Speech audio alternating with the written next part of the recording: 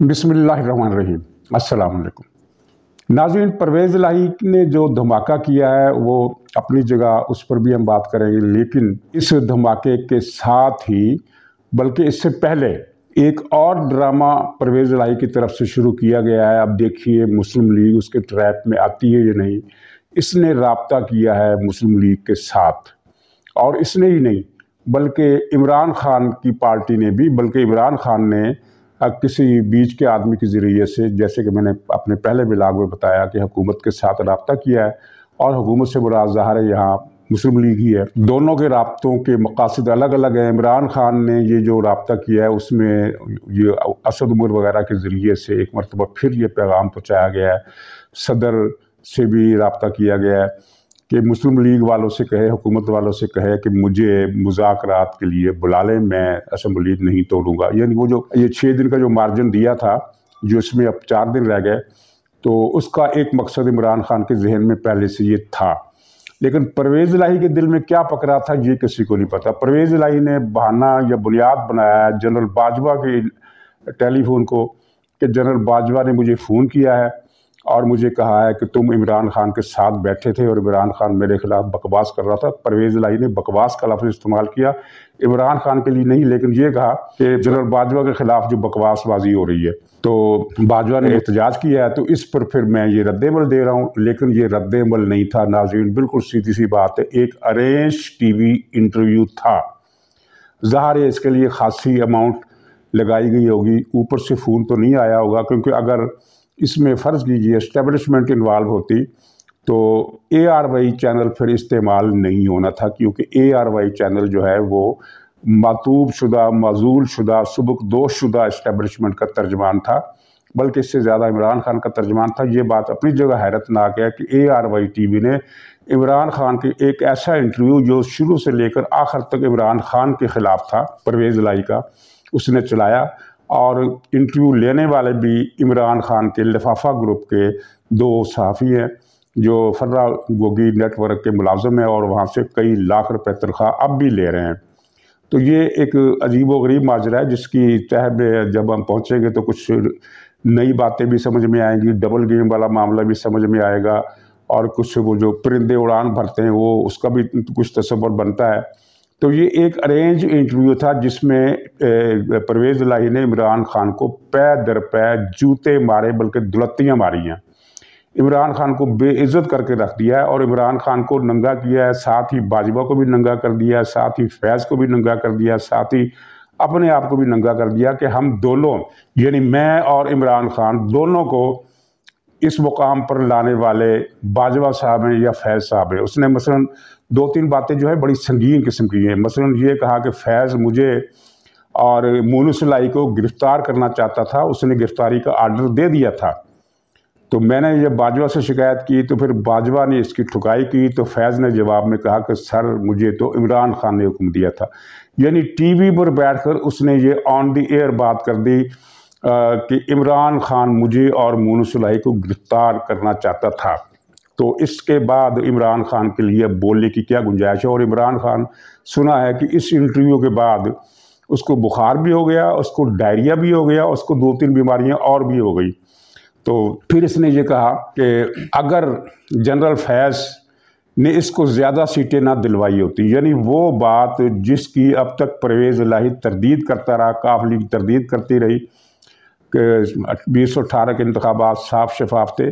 परवेज़ इलाही ने मुस्लिम लीग नून के मौक़िफ़ को दुरुस्त मान लिया, तस्दीक कर दिया और कहा कि अगर फैज़ ने 2018 के इलेक्शन में इसको इतनी ज़्यादा सीटें ना दिलवाई होती तो ये अपनी औकात में रहता। अब ये अपनी औकात से बाहर हो गया, तो इसका ज़िम्मेदार जनरल फैज़ है। और यही वो बात है कि जहाँ पर यही वो नुक्ता है जिसकी बुनियाद पर ये सारा बहरान चल रहा है, जो 2017 से शुरू हुआ और 2018 के इलेक्शन से उरूज को पहुंचा, और मुल्क की तबाही और बर्बादी का जो प्रोजेक्ट था वो 4 साल तक चलता रहा। अगर पाकिस्तान की जगह कोई और मुल्क होता तो कब तक फना हो चुका होता। ये पाकिस्तान की किस्मत है कि वो बच गया है, वरना जनरल फैज़ और जनरल बाजवा ने कोई कसर नहीं छोड़ी थी इस मुल्क को तबाह करने के लिए। अच्छा, यहाँ मुझे बात याद आ गई कि इमरान खान और उसकी पार्टी के लोग कहा करते हैं, एक झूठ बोलते हैं लेकिन उस झूठ का जवाब किसी ने नहीं दिया। ये अब ये कहते हैं कि दरअसल वो जो आरटी सिस्टम था वो ज़रूर बैठा था, लेकिन वो इसलिए बैठा था कि मेरी सीटें ज़्यादा हो रही थी तो मेरी सीटें कम की गई। ये इमरान खान ने कई मरतबा कहा, उसकी पार्टी के तर्जमान भी अक्सर ये कहते हैं कि इमरान खान सादा अक्सरियत ले रहा था, लेकिन आरटी सिस्टम बिठाकर ये सादा अक्सरियत से उसको महरूम कर दिया गया। तो नाजरीन, रिकॉर्ड देखें उस दिन के, आर्काइव से निकालें, यूट्यूब पर पड़े हुए हैं या अखबारात से या जिस तरीके से भी आपको सोर्स तक रसाई हो सके, तो आपको पता चलेगा कि आरटी सिस्टम के बैठने से पहले मुस्लिम लीग नून जीत रही थी और आरटी सिस्टम के बैठने के बाद फिर अगले 2 दिन तक पीटीआई जीतती रही। 2 दिन इसलिए कि इलेक्शन के नताइज मुरतब करने में जो घपलेबाजी करनी थी उसमें टाइम लगा, और पाकिस्तान की तारीख में ये पहले कौमी असम्बली के इंतखाबात थे जिसके नतीजे तीसरे दिन तक आते रहे, और सारे के सारे नतीजे जो आरटी सिस्टम के बैठने के बाद आए वो तकरीबन सारे के सारे पीटीआई के हक में थे। और आरटी सिस्टम से बैठने से पहले जो नतीजे आए थे उसमें मुस्लिम लीग नून जीत रही थी और सिंध से पीटीआई जीत रही थी, और पख्तूनख्वा से दूसरी पार्टियां जेयूआई वगैरह की सीटें आगे जा रही थी। तो ये एक ऐसा झूठ है जिसका मुस्लिम लीग ने या किसी अखबार नवीस ने नोटिस नहीं लिया। रिकॉर्ड ये बताता है कि आरटी सिस्टम बैठने के बाद इमरान खान की मेजॉरिटी यानी सीटें बढ़नी शुरू हुई, और वो फिर सादा अक्सरियत तो खैर नहीं मिल सकी, लेकिन वो इतनी अक्सरियत उसको मिल गई कि फिर इत्तेहादी पार्टियों को मिलाकर उसे हुकूमत दे दी गई। तो ये जो इसने किया है, जिसने इमरान खान के जो ऐसी की तैसी फेरी है, बल्कि बहुत ज़्यादा ही फिर गई है, क्योंकि उसके अपने इत्तेहादी की तरफ से वो सारी बातें कर दी गई जो दूसरे लोग करते थे। फिर उसने ये भी माना कि मुझे तो बाजवा साहब ने बिठाया इमरान खान के साथ, यानी मुझे वज़ीर आला बाजवा ने बनाया, और अब दोनों फरीक इसको एक दूसरे पर एहसान जतला रहे हैं कि बाजवा ने तुम्हें हमारे साथ बिठाया। परवेज़ इलाही को मुखातब करके पीटीआई वाले कह रहे हैं कि बाजवा ने अगर तुमको हमारे साथ बिठाया तो ये बाजवा का तुम पर एहसान था, वरना हम तो वज़ीर आला किसी और को बनाने वाले थे। ये भी झूठ है ज़ाहिर है। और परवेज़ इलाही कहता है कि बाजवा ने मुझे पीटीआई के साथ बैठने को कहा, तो ये दरअसल पीटीआई पर एहसान था। और ये तो सच अपनी जगह पर है कि बाजवा के एहसानात इमरान खान पर बहुत ज़्यादा हैं। अब पीटीआई वाले इसको गालियाँ दे रहे हैं तो वो मुकाफात अमल है। बाजवा ने जो उस मुल्क के साथ किया उसका हिसाब तो होगा, यहाँ भी होगा, क़यामत के दिन भी होगा। लेकिन ये जो परवेज़ इलाही ने जो बाजवा का चेहरे से नकाब उतारी है, अपनी तरफ से उसने बाजवा की तारीफ़ की है कि बाजवा तो वो है जिसने तुम्हें इक़्तिदार दिलाया, इलेक्शन में धांधली कराई तुम्हारे लिए, तुम्हें आसीन कहाँ से उठाकर कहाँ तक पहुँचा दिया। ये सारा परवेज़ इलाही के अल्फाज है।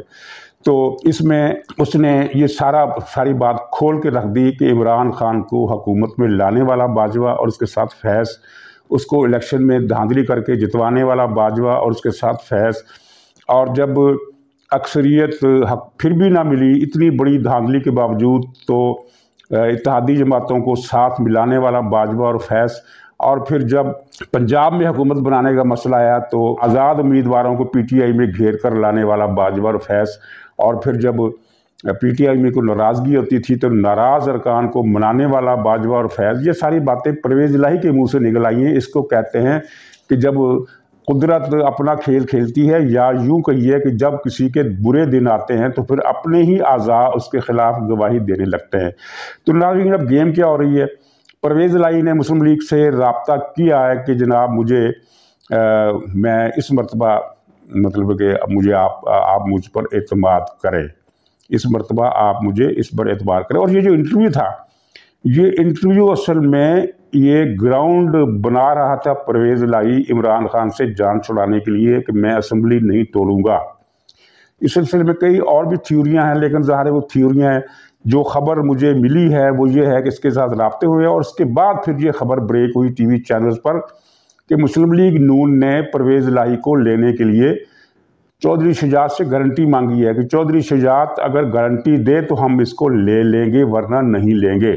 इसका मतलब ये निकला कि मुस्लिम लीग भी विलिंग है, लेकिन वो गारंटी चाहती है। लेकिन यहाँ सवाल पैदा होता है कि गारंटी का मतलब क्या है, अगरचे इसका एक पहलू और भी बड़ा अहम है। और गारंटी का पहलू ये है कि चौधरी शुजात ने पिछली मरतबा भी गारंटी दी थी, वादे हुए थे, कस्में खाई गई थी, मिठाई खाई गई, और मिठाई खाने की अगली सुबह इमरान खान के साथ जाकर बैठ गया परवेज़ इलाही। तो चौधरी शुजात की गारंटी तो उस वक्त भी धरी की धरी रह गई थी। तो अब चौधरी शुजात दूसरी किस्म की ठोस किस्म की, पक्की किस्म की गारंटी कहाँ से लाएगा जो जिसको मुस्लिम लीग मान ले। हाँ, इस मरतबा एक फ़र्क ज़रूर है कि उस वक्त तो इसने यानी हलफ तोड़कर, मुआहदा तोड़कर और चौधरी शुजात की गारंटी को ठोकर मारकर ये जाकर इमरान खान के साथ बैठ गया था। तो इस मरतबा रास्ता कोई नहीं है। इस मरतबा इसके पास ये नहीं हो सकता कि ये, अगर फ़र्ज़ कीजिए, मुझे नहीं पता मुस्लिम लीग क्या फ़ैसला करती है, लेकिन फ़र्ज़ कीजिए अगर मुस्लिम लीग चौधरी शुजात की गारंटी मान लेती है, या चौधरी शुजात गारंटी अभी उसने दी भी नहीं है, और चौधरी शुजात की गारंटी आ जाती है और मुस्लिम लीग ने उसको मान लेती है, तो परवेज़ इलाही इस मरतबा गारंटी तोड़कर कहाँ जाएगा, क्योंकि दूसरा फरीक तो मैदान में मौजूद ही नहीं है। दूसरा फरीक मैदान में मौजूद नहीं है, इल्ला ये कि इमरान खान यू टर्न ले ले और कहे कि ठीक है, हम पंजाब असम्बली में बैठते हैं, हम इस असम्बली नहीं तोड़ते, इस्तीफ़ा भी नहीं देते और अपनी हुकूमत भी रखेंगे और परवेज़ इलाही ही को वज़ीर आला बना देंगे, अगरचे ये सारी बातें बईद कयास है। तो मुस्लिम लीग का मसला है, पीपल्स पार्टी तो पहले ही तैयार है, बल्कि पीपल्स पार्टी ने तो पिछले मरतबा भी ये जो परवेज़ इलाही को वज़ारत आला मुस्लिम लीग की तरफ से दिलवाने का जो मुआहदा हुआ था वो आसिफ ज़रदारी ने किया था। अब आसिफ ज़रदारी उस तरह गर्म जोश नहीं है, क्योंकि ज़ाहिर है कि जब परवेज़ इलाही ने ये मुआहदा तोड़ा तो उसने चौधरी शुजात की ज़मानत का भी हशर नशर कर दिया और आसिफ ज़रदारी के पल्ले भी कुछ नहीं छोड़ा कि भाई तुमने कहा था कि इसको वज़ीर आला बनाओ, तो ये इससे तो देखो ये क्या दगा की, कैसा फ़रेब किया। तो ज़रदारी साहब अब गर्म जोश नहीं है परवेज़ इलाही के बारे में, लेकिन बज़ाहिर ख्याल ये है, बज़ाहिर इम्कान ये है कि वो परवेज़ इलाही की वापसी का अगर ये मामला आगे बढ़ता है तो इसकी मुज़ाहमत नहीं करेंगे, इसकी मुखालफत नहीं करेंगे। नवाज़ शरीफ के बारे में ये इतला है कि वो नहीं मान रहे, परवेज़ इलाही को लेने के लिए आमादा नहीं है, लेकिन सियासत में कुछ अजीबोगरीब वाक़यात भी हो जाया करते हैं, हो सकता है कुछ मुख्तलिफ भी हो जाए, लेकिन अभी तक की ये स्टोरी है वो यही है कि परवेज़ इलाही का राब्ता है मुस्लिम लीग के साथ और मुस्लिम लीग ने चौधरी शुजात से गारंटी मांगी है और अभी तक जब ये प्रोग्राम कर रहा हूँ चौधरी शुजात का कोई बयान सामने नहीं आया। हो सकता है इस वीडियो के अपलोड होने के बाद या इसके दौरान आ जाए और कुछ डेवलपमेंट हो जाए, लेकिन परवेज़ इलाही का इंटरव्यू एक बजाते खुद बड़ी डेवलपमेंट है।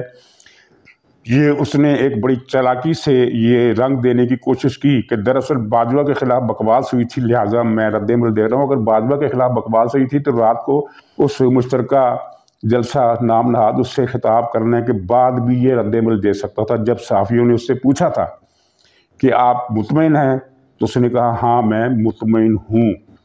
उस वक्त भी ये कह सकता था कि मैं मुतमईन हूँ, लेकिन बाजवा साहब के बारे में जो कुछ कहा गया है वो ठीक नहीं था। ठीक है, इमरान खान के साथ बैठकर वो बात करने की उसकी ज़रूरत नहीं थी या उसने ज़रूरत महसूस नहीं की, लेकिन जब बाहर निकला प्रेस से, उसको प्रेस का सामना उसने किया, तो उस वक्त ये बात वो नोट करा सकता था। ये बात उसने बाद में क्यों नोट कराई? सारी रात सोचता रहा होगा कि अब मैं क्या करूं, तो फिर ये तरकीब सोची। बाजवा का फ़ोन भी आया होगा, लेकिन बाजवा ने ये नहीं कहा होगा कि ARY का एयर टाइम पूरे 1 घंटे का प्रोग्राम ख़रीदो और उसमें इस तरह की बातें करो। ये बात अकल में नहीं आती। ये चक्कर इसकी ग्राउंड को हमवार करने का जो इसका प्ले है ये वो है, और इसी के साथ ये खबर जो आई है कि मुस्लिम लीग से नून से रब्ता हुआ है, ये वो चक्कर है। अब मुस्लिम लीग दोबारा इससे फ़रेब खाती है या नहीं खाती ये मुझे नहीं पता, लेकिन ज़ाहिर है कि असम्बली टूटने की सूरत में जो एक मसला पैदा हो सकता है उसको आसान करने के लिए मुस्लिम लीग के अंदर ये एक सोच पैदा हो सकती है।